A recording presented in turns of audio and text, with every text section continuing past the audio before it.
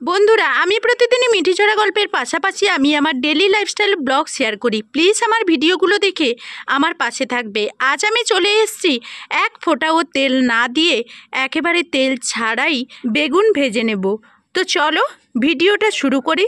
তো বন্ধুরা, আজকের মিঠিঝোড়া ধারাবাহিকের নতুন আপডেটে দেখা যাচ্ছে যে কোয়েলের প্রেমে মগ্ন অনির্বাণের কাছে সমস্ত প্রমাণ দাখিল করা মাত্রই এবার সেই সকল প্রমাণগুলোকে দুমড়ে মুচড়ে শেষ করে দিয়ে রাইয়ের দিকে ছুঁড়ে ফেলে দিল অনির্বাণ। অনির্বাণের কাছে গিয়ে রাই স্টাডি রুমে বলতে থাকে, অনির্বাণ, আমি কি তোমার কাছ থেকে কিছু সময় চেয়ে নিতে পারি? স্ত্রী হিসেবে এইটুকু নিশ্চয়ই আমার অধিকার আছে। তখনই অনির্বাণ বলতে থাকে, প্লিজ রাই, আমি এখন তোমার সঙ্গে কোনো রকম কোনো তর্কে জড়াতে চাই না, তাই তুমি এখন আমার সামনে থেকে চলে যাও, আমি তোমাকে সহ্য করতে পারছি না। তখনই রাই বলতে থাকে, অনির্বাণ, তুমি আমাকে সহ্য করতে পারো আর না পারো, কিন্তু এই মুহূর্তে দাঁড়িয়ে আমি তোমার চোখ যদি না খুলে দিতে পারি তাহলে কিন্তু অনেকটা বেশি দেরি হয়ে যাবে। আমাদের সম্পর্কটার মধ্যে ফাটল ধরার জন্য আর বেশি দিন বাকি থাকবে না।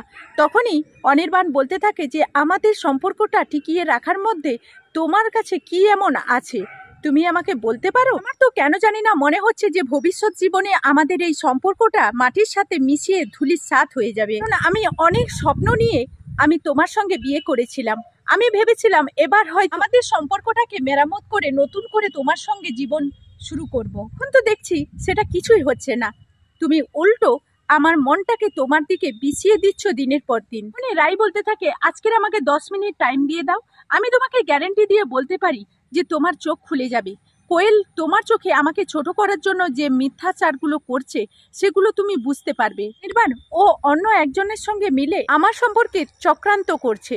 তখনই অনির্বাণ বলতে থাকে, রিয়েলি? তাহলে সেই সকল তথ্য প্রমাণগুলো আমাকে দেখাও। ঠিক সেই সময় রাই অনির্বাণের মায়ের দেওয়া কিছু তথ্য প্রমাণগুলো অনির্বাণের সামনে দেওয়া মাত্রই তখনই অনির্বাণ হাসতে থাকে আর বলতে থাকে যে এই সব কিছু তথ্য প্রমাণগুলো অলরেডি আমাকে কোয়েল আগে থেকেই দেখিয়ে দিয়েছে। আমাকে এটাও বলেছে তুমি নাকি মাকে ওর বিরুদ্ধে মিথ্যে কথা বলে উস্কে দিয়ে ওর পেছনে লাগিয়ে দিয়েছো। তুমি এই মিথ্যে তথ্য প্রমাণগুলো এডিট করে এনেছো আর সেটা কোয়েলকে ছোট করার জন্য। রাই, তুমি এতটা নিচে নেমে গেছো? তুমি ওর সম্বন্ধে ভুলভাল বোঝানোর চেষ্টা করবে আর আমি কোয়েলকে ভুল বুঝে নেব? রাই, তোমাকে একটা কথা বলে দিচ্ছি, ন্যূনতম যদি তোমার মধ্যে বোধ থাকে তাহলে তুমি একটা কথা মাথায় ঢুকিয়ে নাও, কোয়েল একটা ক্যান্সার পেশেন্ট, আর এই ক্যান্সার পেশেন্ট যখন তখন আমাদেরকে ছেড়ে চলে যেতে পারে। তাই ওর শেষ দিনগুলো এতটা বিষাক্ত করে তুলো না, তাতে ওর শ্বাস নিতে কষ্ট হয়। তখনই রাই বলতে থাকে, এই তথ্য প্রমাণ আমার আগে তোমাকে কোয়েল দেখিয়ে ফেললো কি? রাতে কোয়েল আমাকে এই সব তথ্য প্রমাণ দেখিয়ে দিয়েছে আর বলেছে কি করে তোমাদের কাছে কোয়েল দিনের পর দিন নির্যাতিত হচ্ছে। আমি যখন অফিসে চলে যাই ঠিক তখন তুমি আর মা কি পরিমাণ মানসিক অত্যাচার করো সেটা আমি খুব ভালো করেই জানি। এই সব কিছু জানার পর আমি তোমার সঙ্গে এরকম আচরণ করতে বাধ্য হয়েছি, কারণ আমার কাছে এরকম আর কোনো উপায় ছিল না। আমি মায়ের থেকে এই জিনিসটা এক্সপেক্ট করি, কিন্তু তুমি যে এরকম আচরণ করবে কোয়েলের সঙ্গে সেটা আমি কোনোদিন কল্পনাও করতে পারিনি। তোমার এই তথ্য প্রমাণগুলো আমার কাছে ভিত্তিহীন। তো বন্ধুরা, এই ছিল মিঠিঝোড়া ধারাবাহিকের নতুন আপডেট। বন্ধুরা, আজ আমি তোমাদের সামনে নিয়ে চলে এসেছি তেল ছাড়া বেগুন ভেজে দেখাবো। তো সম্পূর্ণ একেবারে ইউনিক একটা রেসিপি নিয়ে তোমাদের সামনে হাজির হয়ে গেছি। তো তোমাদের শুনতে হয়তো অবাস্তব লাগছে, কিন্তু বাস্তবে আজকে তোমাদের তৈরি করেই দেখাবো। এক ফোঁটাও তেল না দিয়ে আমি বেগুন ভাজবো, তাও আবার কড়াইতে। তো চলো তোমাদের সঙ্গে ভিডিওটা শেয়ার করি। প্রথমেই আমি নিয়ে নিচ্ছি কয়েকটা বেগুন। তো বেগুনটা তোমাদের পরিমাণ বুঝে তোমরা নেবে, এবং চাইলে বড় বেগুন নিতে পারো, আর বাজার থেকে যে আমরা লাল বেগুনগুলো কিনে নিয়ে আসি সেগুলোও তোমরা এখানে ব্যবহার করতে পারো। বেগুনগুলো জলে ভালো করে পরিষ্কার করে নিয়েছি। এখন আমি জলটাকে ঝরিয়ে নিয়ে এখন আমি এইভাবে বেগুনের মাথাটাকে কেটে দিয়ে আমরা যেভাবে বাড়িতে বেগুন ভাজি সেম একইভাবে কিন্তু আমরা বেগুনগুলো সেইভাবে মোটা মোটা করে বেগুনের পিসগুলো কেটে নিচ্ছি। একইভাবে আমি যেই কটা বেগুন নিয়েছি সবগুলোই কিন্তু কেটে নেব। আমি কেটে নেওয়ার পর একটা প্লেটে সবগুলোই সাজিয়ে নিয়েছিলাম। তারপর কিন্তু মশলা যেহেতু মাখাবো, সেই মশলাটা খুব ভালোভাবে মাখানোর জন্য আমি কিন্তু দুটো প্লেটে আজকের কিন্তু বেগুনগুলোকে ভাগ করে নিয়েছি, যেহেতু মশলাটা খুব ভালোভাবে তাহলে মাখানো হবে। এখন আমি এর মধ্যে দিয়ে দিচ্ছি পরিমাণ মতো লবণ। সেম যেইভাবে আমরা বাড়িতে বেগুন ভাজা রান্না করি তেলের মধ্যে, ঠিক একইভাবে আজকের কিন্তু আমি তেল ছাড়াই বেগুন ভাজা তৈরি করে দেখাবো। এখন দিয়ে দিচ্ছি সেম একইভাবে হলুদ। যেহেতু আমরা একটু তেল ছাড়া বেগুনটা বানাবো, সেহেতু খেতে যেন টেস্ট লাগে সেইভাবে বানানোর জন্য অল্প একটু চিনি আমি ছড়িয়ে দিচ্ছি। তো বন্ধুরা, তোমাদের যদি চিনিতে কারোর অসুবিধে থাকে তারা কিন্তু চিনিটা এখানে স্কিপ করতে পারো। আমি সবগুলো বেগুনে একইভাবে আমি চিনি 2-4 দানা করে ছড়িয়ে দিচ্ছি। তো এখন আমি এখানে দিয়ে দিচ্ছি লঙ্কার গুঁড়ো।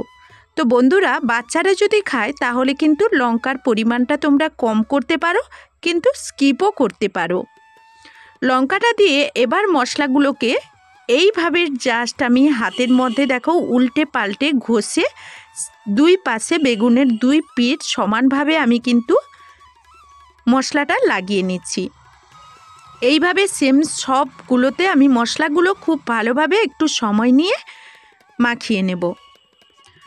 তো এইভাবে যদি আমরা তেল ছাড়া বেগুন ভাজাগুলো ভাজি তাহলে খেতে কিন্তু দারুণ একটা টেস্ট আসে। কেউ কিন্তু বলতেই পারবে না এখানে তেল নেই, এই বেগুনটা খেতে ভালো লাগছে না।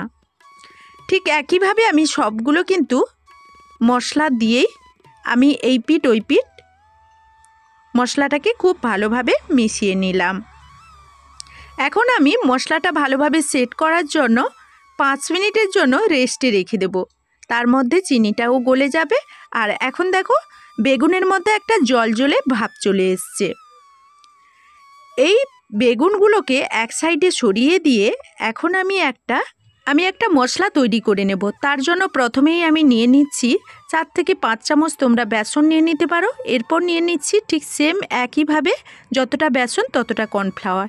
এখন নিয়ে নিচ্ছি গুঁড়ো মশলা, হলুদ গুঁড়ো, লঙ্কা গুঁড়ো, জিরে গুঁড়ো, ধনে গুঁড়ো, আর নিয়ে নিচ্ছি কালারের জন্য কাশ্মীরি লঙ্কা। একটা ম্যাগি মশলা যদি এখানে দেওয়া যায় তাহলে কিন্তু এই তেল ছাড়া বেগুনের টেস্টটা দারুণ লাগে। তো বন্ধুরা, এখানে আমি কর্নফ্লাওয়ার ব্যবহার করেছি, তোমরা চাইলে চালের গুঁড়োও এখানে ব্যবহার করতে পারো। তো এইভাবে ভালোভাবে কিন্তু সবগুলো উপকরণ একসঙ্গে মিক্সড করে নেবে। আমি যেহেতু বেগুনের পরিমাণটা একটু বেশি নিয়েছি, মশলাটা একটু বেশি নিয়েছি, তোমরা চাইলে কম করতে পারো। এখন আমি সবগুলো বেগুনকে এই মশলার ভেতরে সুন্দর করে কোট করে নেব। আর এইভাবে একটু ঝরিয়ে নেবে, তাহলে কিন্তু উপরন্তু যে মশলাগুলো সেগুলো কিন্তু এর মধ্যে পড়ে যাবে। সেম একইভাবে সবগুলো বেগুন একটু সময় নিয়ে ভালো করে এই পিঠ ওই পিঠ এই মশলা দিয়ে মিশিয়ে নিতে হবে। অবশ্যই তেল ছাড়া বেগুন ভাজাগুলো ভাজতে হলে এই মশলাটা ব্যবহার করতেই হবে। এখন আমি সবগুলো বেগুন একইভাবে আমি রেডি করে নিয়েছি। তো দেখো আমার বেগুনগুলো রেডি করা হয়ে গেছে। আর ঠিক আর একটা প্লেটের আমার বাকি ছিল, সেগুলোও সেম একইভাবে আমি রেডি করে নেব। এখন দেখো একটু রেস্টে রেখে দেব যাতে মশলাগুলো আরও একটু সেট হয়ে যায়। ঠিক 5 মিনিট রেস্টে রাখার পর আবারও চলে এসেছি। মশলাগুলো দেখো কতটা বেগুনের মধ্যে শোষে নিয়েছে আর জলজলে ভাব চলে এসছে। এখন কড়াই বসিয়ে দিয়েছি, 1 ফোঁটাও তেল দেব না, শুধুমাত্র কড়াইটা গরম করে নিলেই বেগুনগুলো ভাজা হয়ে যাবে। এখন আমার যতগুলো এই কড়াইতে ধরবে আমি সেম একইভাবে কড়াইয়ের মধ্যে বেগুনগুলো ততগুলো দিয়ে দিলাম। ঠিক বেগুনগুলো উল্টে পাল্টে ভেজে নিচ্ছি। তো বন্ধুরা, তোমাদের বিশ্বাস হবে না না ভাজলে যে তেল ছাড়াও বেগুন ভাজা যায়। হ্যাঁ, তেল ছাড়াও ঠিক এইভাবে প্রত্যেকটা টিপস ফলো করে কিন্তু এত সুন্দর টেস্টি বেগুন ভাজা যায়। অনেকেরই, বিশেষ করে বাচ্চাদের, আমরা বেগুন ভাজা খাই অতিরিক্ত তেলের মধ্যে ভেজে বাচ্চাদেরকে দেই না, তারা তাকিয়ে থাকে, তখন ভীষণই খারাপ লাগে। তোমরা চাইলে কিন্তু এইভাবে ভেজে বাচ্চাদের থেকে যাদের তেল খাওয়া বারণ আছে কম, তারাও কিন্তু এইভাবে এই বেগুন ভাজা খেতে পারে। তো দেখো বেগুনগুলোর আওয়াজ শুনেই বুঝতে পেরেছো যে কতটা মুচমুচে হয়েছে উপর থেকে। আর শেষমেশ সবগুলো ভেজেও তোমাদেরকে দেখিয়ে দেব কতটা মুচমুচে হয়েছে। বাদবাকি যে কটা ছিল আমি সবগুলোই কিন্তু সেই একইভাবে 1 ফোঁটাও তেল না দিয়ে আমি ভেজে নেব। এখন বেগুনগুলোকে এই পিঠ ওই পিঠ উল্টে পাল্টে ভেজে নিয়েছি। তো বন্ধুরা দেখো, সবগুলো বেগুন কিন্তু আমার এখন ভাজা হয়ে গেছে। আর বেগুনটা উপর থেকে কতটা মুচমুচে হয়েছে সেটাই এখন তোমাদের সঙ্গে শেয়ার করব। তো বন্ধুরা দেখতেই পেলে তেল ছাড়া আমার বেগুন ভাজাটা কত সুন্দর হয়ে গেল। আর কতগুলো বেগুন আমি তেল ছাড়াই ভেজে নিলাম। তো চলো একটা এখন দেখাই। কতটা আওয়াজ শুনে বুঝতে পারছো বাইরে থেকে মুচমুচে হয়েছে আর ভেতর থেকে নরম। এখন তোমাদের কেটে দেখাই বেগুনগুলো আমার কতটা পারফেক্ট হয়েছে। সেদ্ধও যেমন হয়েছে, বেগুনের টেস্টটাও তেমন হয়েছে। তাই বন্ধুরা তোমাদের কাছে অনুরোধ থাকলো, একবার হলেও বাড়িতে এইভাবে ট্রাই করবে, অবশ্যই দারুণ দারুণ টেস্ট পাবে। তো এখন আমি তোমাদেরকে আরও একটা অনুরোধ করব, আমার এই ভিডিওটা যদি তোমরা ফেসবুক পেজ থেকে দেখো তাহলে আমার পুতুল ফ্যামিলির পেজটাকে ফলো